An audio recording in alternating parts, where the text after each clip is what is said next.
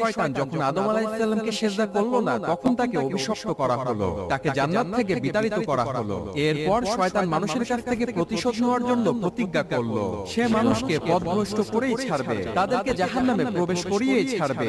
এই জন্য শয়তান আল্লাহ তাআলার কাছে চারটি বিশেষ ক্ষমতার জন্য প্রার্থনা করলো। এক, আমাকে কিয়ামত পর্যন্ত জীবিত রাখো। দুই, আমার রিজিকের ব্যবস্থা করে দাও। তিন, মানুষ যদি তার চোখ দিয়ে আমাকে দেখতে না পায়। চার, আমি যেন মানুষের দেহের শিরায় উপশিরায় রক্তে চলাচল করতে পারি। আল্লাহ তাআলা ইবলিস শয়তানের এই চারটি আবেদনই কবুল করলো। এরপর শয়তান আল্লাহকে বলল, আমি অবশ্যই মানুষের জন্য আপনার সকল পথে বসে থাকব।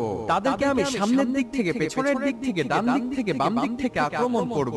শয়তানের এই কথা শুনে ফেরেশতারা বলল, হে আমাদের রব, তাহলে মানুষ কিভাবে রক্ষা পাবে? আল্লাহ বললেন, ওপর ও নিচে দুইটি পথ খোলা রয়েছে।